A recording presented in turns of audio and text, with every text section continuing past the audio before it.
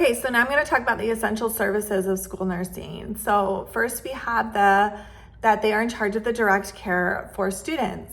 The school nurse is the one that is taking care of these students on a day-to-day basis. They can be considered a primary healthcare provider because they are the ones that are seeing these students daily and providing for their needs. So they are, in the video that we found, it talked about that, on how that these school nurses are really involved in this care, and they're really the ones that are seeing them every day and are managing their care. So for that, they need to create care plans, and they need to coordinate the care of their students, and they need to do that for both students with chronic and acute health conditions. There are lots of students that do have chronic conditions in the school system, and we saw that also in the video with the nurse providing that. So they can provide both of that care in the school system. They also need to be great at communication. So they need to communicate with teachers and staff to ensure the safety and well-being for students. And also they need to administer medications. A lot of students do need to take medications, and the school nurse needs to be involved in that.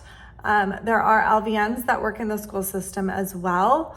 And so tasks can be delegated to the LVN, including medication administration, but the RN needs to be involved in that, and they need to monitor that. They also assist in the evaluation for students in need of special services. So a lot of students that do need special services, they have a care team, and the school nurse is a part of that to determine the best course of action for that student and how to best care for them. They also coordinate and provide vision and hearing screenings for students. The vision and hearing screenings happen yearly for all students, so they need to coordinate that for either their specific school or district-wide. They also assist families in assessing health insurance and healthcare services.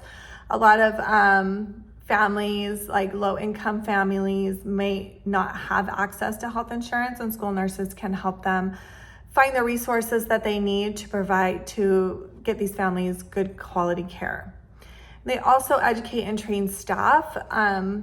School nurses are heavily involved in that, where they are educating not only the students, but they are also educating the staff to be able to provide quality care for the students.